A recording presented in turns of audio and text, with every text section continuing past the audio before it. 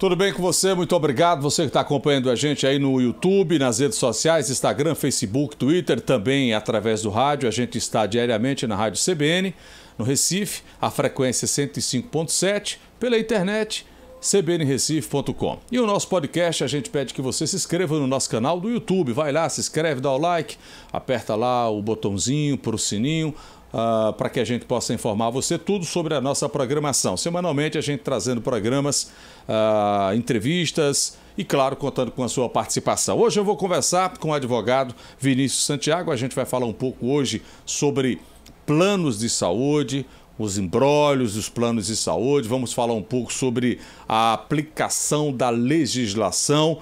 Olha, plano de saúde é uma pauta interessante. Doutor Vinícius, tudo bem? Tudo ótimo. Tranquilo? Tranquilo. Prazer estar aqui com você. Bom, obrigado.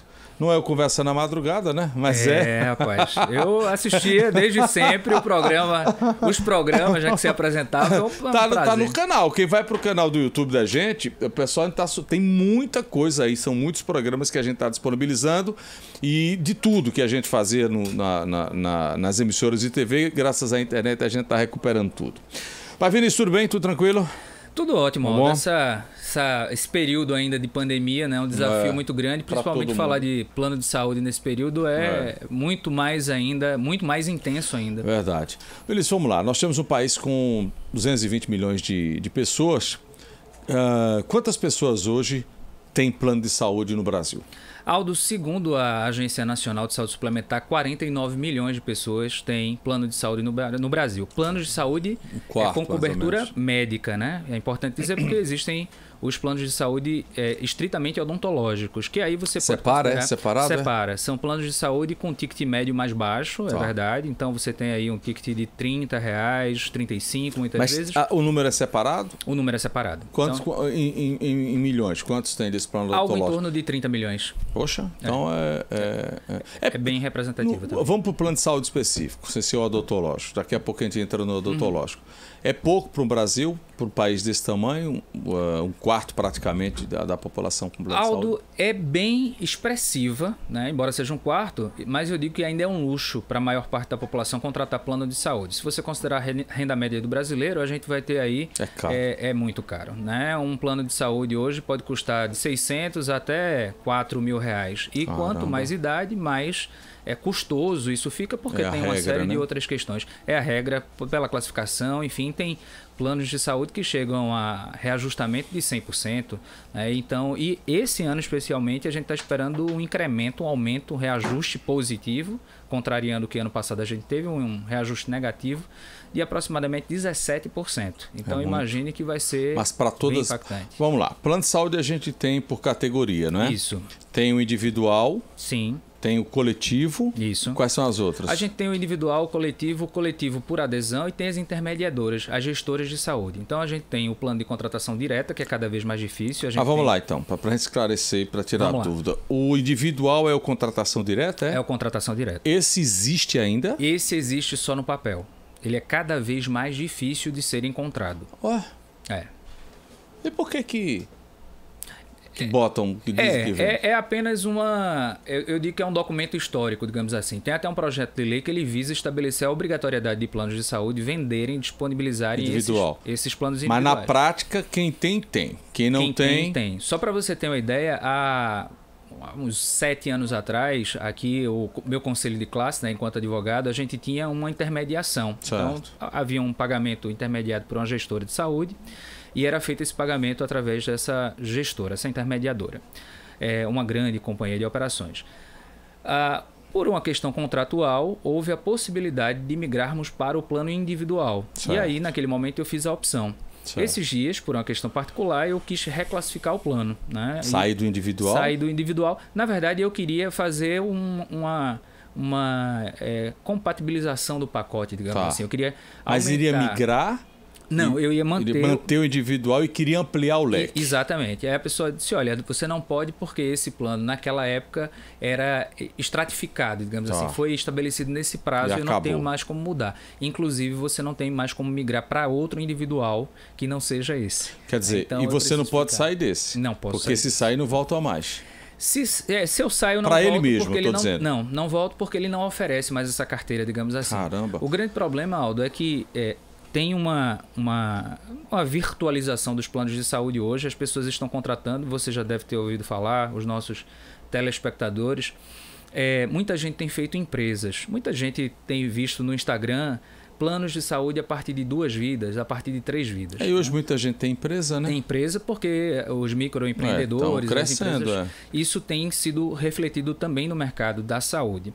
O grande problema desses planos é que as pessoas contratam sem avaliar o risco. Então, certo. Por exemplo, muitas vezes eu tenho 5 vidas e não é incomum que sejam da minha família. Então, digamos que eu tenho aí pessoas com 60, 70, elas vão envelhecendo, vão, obviamente, aumentando a necessidade de usar o plano de saúde, e o que acontece é que esse plano de saúde aumenta vertiginosamente, porque esse custo ele é rateado entre os usuários daquele grupo. Mas é o formato? É o formato. Mas é único? Ou... Não, esse não é o formato. Aí você tem que ter um especialista para dizer, né? Um advogado diz, olha, tá errado isso, tá certo, aí tem que colar com um advogado. Na verdade, é como você sempre fala, né? Quase que corriqueiramente a gente vai precisar de um advogado para avaliar essas questões. Verdade. Mas eu sempre digo o seguinte, quando as pessoas perguntam em relação a isso, é sempre importante lembrar, olha o contrato. Né? Então, a gente não tem o hábito de interpretar, de ler. Né? Tem algumas questões, por exemplo, as pessoas me perguntam, os prestadores de serviço, em geral médicos, dentistas, que tem consultório próprio, e eu digo, olha, você tem Código de Defesa do Consumidor, a amostra do paciente de fácil acesso. Aí não é incomum, hoje em dia ainda, as pessoas não imaginarem que isso é um requisito da própria legislação. Né? E como o consumidor o paciente é um consumidor, é necessário que tenha isso, porque inclusive gera multa. Né? Os órgãos de defesa do consumidor, exemplo do PROCON, podem multar o profissional. Mas é só para exemplificar que muitas vezes esse mercado é muito pouco conhecido ainda, o mercado do direito da saúde, digamos assim. Então, é importante que você olhe o contrato, todos eles, mas o de saúde especialmente, porque tem algumas cláusulas que são bastante severas, né? Você sabe, Vinícius, esse negócio de contrato, isso é um negócio muito chato. Só quem lê contrato de fato, acho que é advogado. Não é? Em algumas situações. A letrinha pequena é terrível. E quando você conclui a leitura de um contrato, você que é leigo, continua sem entender. Esse é que é o maior problema. Os contratos parece que eles são feitos para que você não entenda. E o consumidor comum, para tudo, é a mesma coisa da operadora telefônica, quando você assina aquilo tudo, né? Quando você vai ver tem casca de banana. Nessa questão do plano de saúde é muito sério. Por exemplo, plano individual. Então, não existe mais plano individual. Não, na prática para a contratação, tem 1 ou 2 operadoras. Isso é ruim para a operadora, Vinícius? O plano individual Aldo, ele porque ele acaba aumentando o custo da operadora. Mas por conta da legislação, que o plano individual tem uma regra. Tem uma regra. Né? A ANS, ela tem determinantes que são válidas para o individual, né? Isso. Por exemplo, esse caso que eu falei agora, né, do aumento muitas vezes exagerado, impagável em alguns casos, de 100%, 150%, ele não é possível para o plano individual. O plano individual ele tem um valor regulamentado de aumento pela ANS, diferente dos planos coletivos. Exatamente, isso é bom. No final das contas, se você avaliar, digamos que ano passado a gente teve... O reajuste médio é algo em torno de 9%, 8%. A gente já chegou a alguns momentos mais de uma economia mais fortalecida de 6,5%. Mas se a gente considerar o histórico, é algo em torno de 9%. Se a gente pegar um plano coletivo, né, coletivo por adesão, coletivo, essas grandes corporações que fazem o gerenciamento, a gente tem muitas vezes 20%, 25%. Então, é quase que o dobro, né? Muitas vezes o dobro do valor. Em regra, Aldo, acaba sendo mais custoso ter um plano coletivo. O grande problema é da legislação, porque ela, digamos assim, não obriga a venda dos planos individuais. A Agência Nacional tenta, né, através de um projeto de lei apresentado, está em tramitação, fazer com que haja uma proporcionalidade. Então, digamos assim, que se você tenha 1 milhão de vidas, você vai ter que 5% obrigatoriamente contratar pelo individual.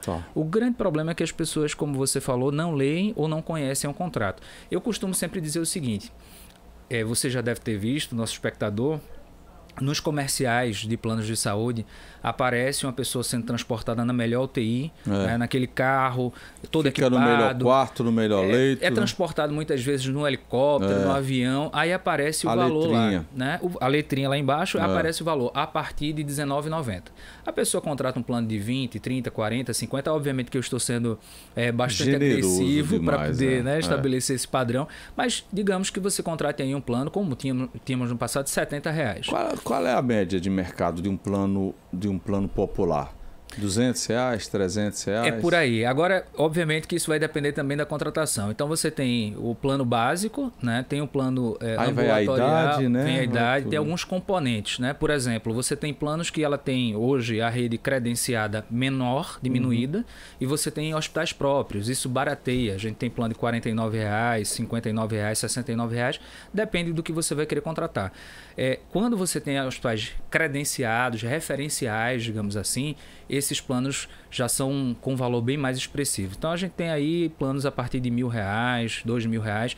Lembrando que existe uma diferença do plano, né, do seguro. Seguro é aquele que geralmente a gente tem livre escolha. É quando eu escolho o médico A, o médico B, faço a consulta e tenho o valor de ressarcimento daquele valor da consulta. Ou ele é integral, ou ele é parcial, geralmente é parcial, mas o plano de saúde você tem o caderninho do plano, né? Como as pessoas estão acostumadas a ver hoje, está tudo virtualizado, mas tem o caderninho do plano. Mas é sempre muito sensível, Aldo.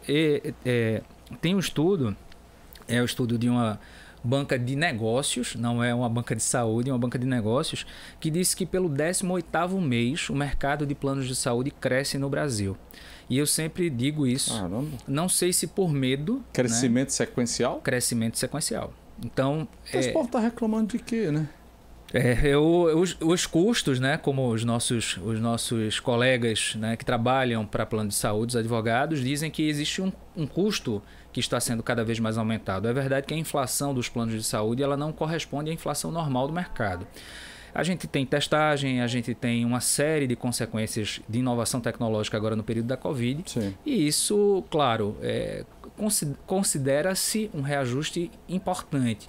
Mas a gente ainda tem muita dificuldade para quem trabalha com o direito da saúde de saber efetivamente o componente da planilha do custo. O doutor Vinícius, nesse mercado de plano de saúde, seguro-saúde, o maior termina engolindo o menor? As fusões, elas são muito presentes nesse mercado? São presentes. Isso passa pelo Conselho de Economia, né? Obviamente que o CAD faz uma verificação para saber se isso prejudica ou beneficia o mercado, de que forma isso vai impactar. Agora, a gente tem uma interferência, digamos assim, um impedimento. Houve uma grande operação que pretende sair do Brasil, anunciou essa saída e, obviamente, que essa saída precisa ser muito bem estudada porque a gente está lidando com muitas vidas, né? As pessoas que contrataram os planos de saúde, elas precisam, por isso que a Agência Nacional, vez por outra, ela impede a venda de determinados planos de saúde.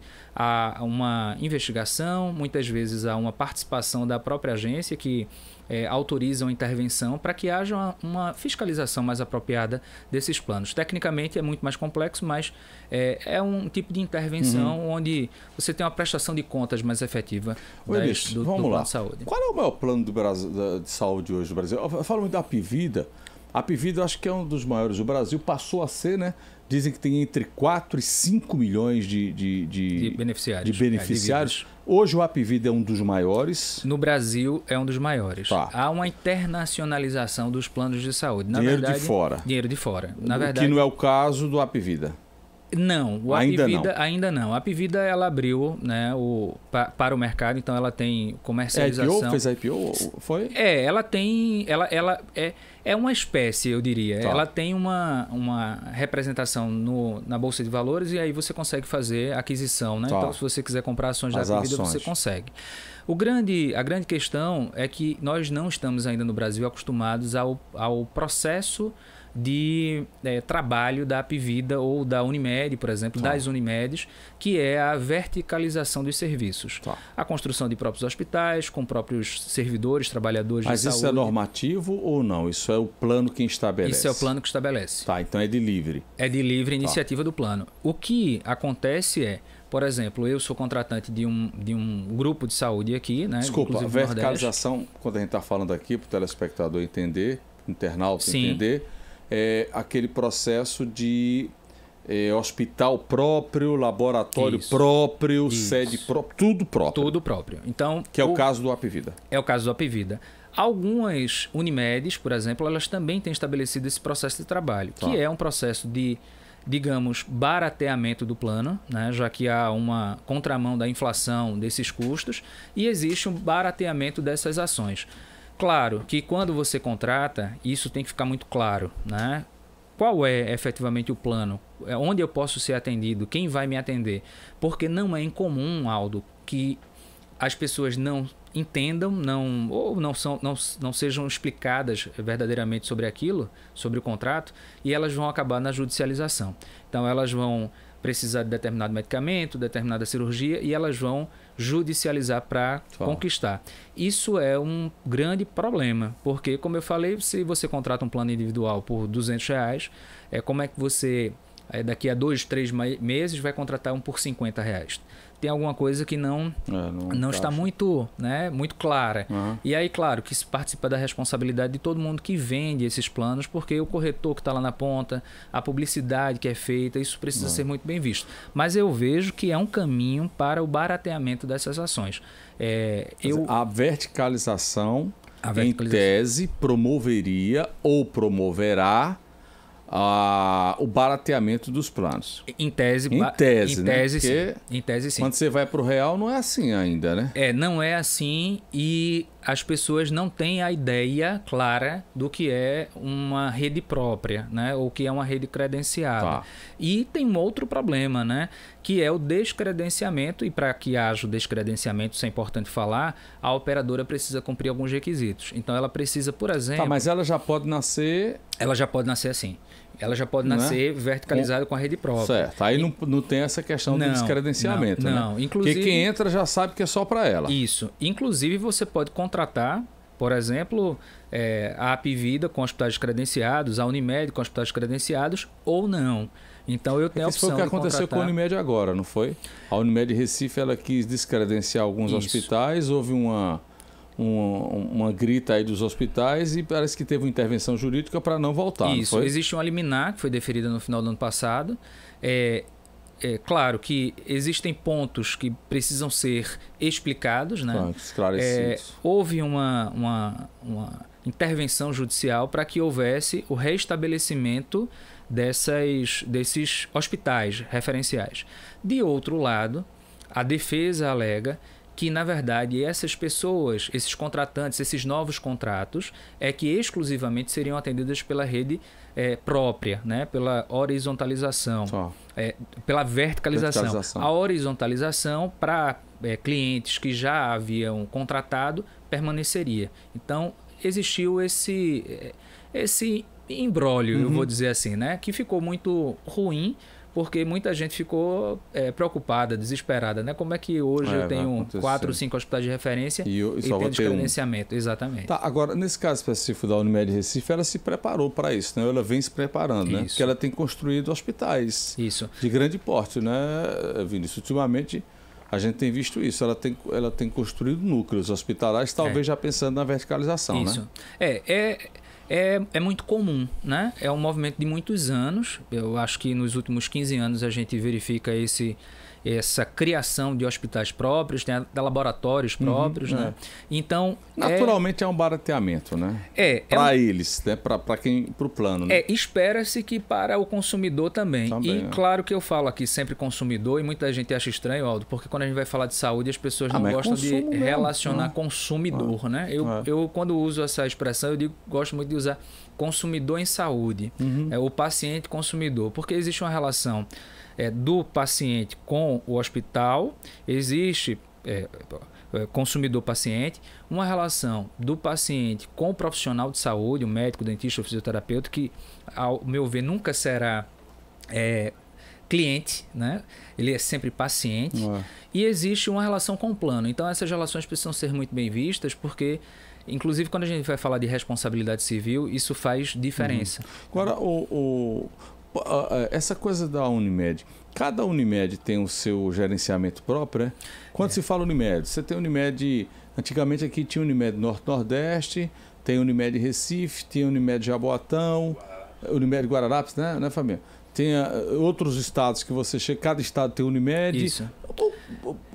Inclusive o padrão é o mesmo de marca, mas as gestões, elas não se cruzam, elas são distintas? Elas são independentes, né? São cooperativas médicas, nasceram com essa proposta, funcionam como planos de saúde. Muita gente acha até diferente, né, a expressão, a composição da cooperativa, porque os próprios profissionais são sócios da cooperativa e eles têm, obviamente, responsabilidades e compartilhamento de responsabilidades e lucros. Mas eu acho que é um modelo... É um modelo importante, eu acho que é um dos modelos mais sustentáveis que nós temos. Basta ver há quanto tempo nós temos esses planos, né, essas cooperativas durante anos, né? Eu acho que me lembro desde pequeno da marca, da referência. Então, são muito bem gerenciados, solidificados, né? E tem um controle hoje normativo muito, muito bom por parte das agências reguladoras. Agora, Vinícius, vamos lá. Plano de saúde, o excesso de plano de saúde é a falência do serviço público de saúde, ou o plano de saúde tem de sempre existir para atender o mercado que não quer, ou que procura, que evita o público? Olha, essa é uma pergunta muito difícil, porque eu costumo sempre dizer que, pela Constituição Federal, o sistema é único, né? A gente tem um sistema único de saúde, isso envolve o sistema público e o sistema suplementar. Tá. Obviamente que existem sistemas de saúde no mundo que são muito bem difundidos, reconhecidos, mas não conheço um tão abrangente quanto o nosso. A gente tem a parte do SUS que funciona, e funciona muito bem, a exemplo das vacinas, do programa de vacinação. Apesar de tudo, né? O SUS é um negócio fabuloso. A grande questão, Aldo, é que a gente foi, assim como é o transporte público, a gente foi considerando, e outros modelos de gestão no país, a gente foi considerando que ter o bem particular é melhor. Né? Então, ter o carro, ter a casa, enfim, ter algumas questões que dependem da iniciativa pública, mas sendo privado, escola, ele é escola. Então, veja, a população, eu justifico esse aumento sequencial de 17 meses, 18 meses de contratação de plano de saúde por conta do temor de parar no SUS. Mas se nós observarmos, boas práticas do SUS, elas foram e são difundidas durante muitos anos. As campanhas de distribuição de medicamentos gratuitos para toda a população, vacinação, enfim, a gente tem uma campanha, a gente tem campanhas do SUS, transplantes de órgãos, a gente tem muito excelente campanha. O SUS é um negócio assim fundamental para o país, importante e de extremo sucesso. Você imaginar que no SUS chega lá o camarada que não tem onde morar, que está embaixo do viaduto, ele é atendido. Chega o rico, também ele é atendido. Então, o SUS tem essa questão de democratização. Talvez não. A questão do SUS não é o SUS, o gerenciamento desse SUS, né? O Estado não entendeu ainda como deve gerenciar, o dinheiro tem, mas o dinheiro na ponta nunca chega, mas o sistema, não tenha dúvida disso. A gente tem foi criado por um economista, né? A gente tem... Foi Zé Serra, né? Quando ministro da Saúde, né? A gente tem exemplos muito positivos no SUS, de práticas complementares, inclusive, de saúde, que é algo bem inovador. A gente também tem alguns preconceitos em relação a essas práticas mais modernas, mas eu costumo sempre avaliar, Aldo, a gente tem a necessidade de fortalecer a parte pública do Sistema Único de Saúde, né? Porque como Sistema Único, suplementar e público. Tem que ter os dois, né? Tem que ter os dois, mas quanto menos a gente precisar do serviço privado, é inadmissível que a gente tenha uma demora de 8 meses para você fazer uma consulta inicial com um oncologista, por exemplo, no serviço público.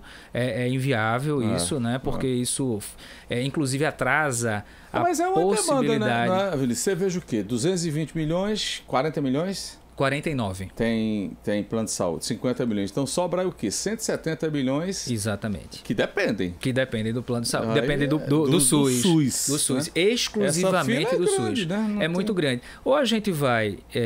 a gente precisa, né, interpretar melhor o que é que precisa ser feito com os recursos públicos para destiná-los para o serviço do SUS, ou as pessoas vão cada vez mais contratar planos de saúde e vão ficar cada vez mais caros porque são cada vez mais usados. É importante lembrar, Aldo, que no SUS a gente tem alguns gargalos que precisam ser melhorados, né? Principalmente no interior, com o financiamento dos postos de saúde, das equipes de saúde. A gente tem uma questão de empobrecimento da remuneração dos profissionais. Então você pega aí profissionais médicos hoje que recebem algo em torno de 9, 10 mil reais para uma escala de 40 horas semanais. Parece representativo para a maioria da população, mas é um salário que já entra num nível de defasagem. Se a gente considerar isso para o cirurgião dentista, por exemplo, que por lei tem assegurado, é a mesma lei que regulamenta o salário do profissional médico, a gente tem um piso de 3 salários mínimos. Para o dentista. Cirurgião dentista. E pasmem, né, os nossos espectadores, tem prefeituras que pagam R$1.000, pagam R$800, pagam R$1.500 para uma jornada de 40 horas semanais. Ninguém fica. É muito complicado, né? E aí isso vai refletir na saúde da população, né? A população tem que ir para outro município, isso acaba gerando um acúmulo. A gente viu isso agora em Recife, porque né, tem com que a testagem atender, né? Covid. Não existe município que pode barrar, né? Não pode. Então, assim, existe a universalização. Exato. São um dos princípios do SUS. E aí a gente tem, Aldo, eu sempre gosto de lembrar, uso isso nas minhas aulas, a gente tem também a perspectiva da fraude, né? Do crime. Tem um caso aqui. Eu digo, olha, a gente já viu falso médico, falso dentista, mas eu nunca tinha visto falso paciente. Tem um caso de um falso paciente, uma fraude de 9,5 milhões de reais aqui no Brasil, no interior de São Paulo, onde foram diagnosticando a população. Eu vou usar só um dado exemplificativo: numa população de 1.000 pessoas, foram encontradas 100 pessoas com a mesma doença. E esse remédio custava R$5.000. E aí foi criada um mecanismo para que essas pessoas tivessem, através de uma associação, remédio, que foi uma associação fraudulenta para requisitar o medicamento através de uma ordem judicial. Esse medicamento, eu acho que é a Justapid, ele era nacionalizado, ele era importado e o SUS era obrigado a pagar. E esse povo comprava o quê? Para vender?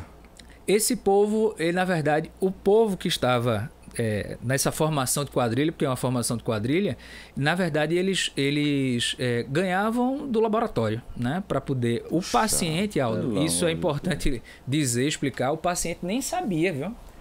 O paciente nem sabia. O paciente chegava lá, você todos que nos assistem, a gente, quando chega numa recepção de médico, né, do hospital, a gente recebe um termo de autorização. Sim, muitas vezes. Assina. E infelizmente a pessoa não lê, né? Sai assinando tudo. Aí a pessoa assinava muitas vezes, assine aqui, e era uma procuração. Autorizando a associação. Autorizando o colega advogado, em nome da associação, ajuizar uma ação, conseguir. Difícil então, isso. Era um mecanismo assim, sabe, asqueroso, eu digo.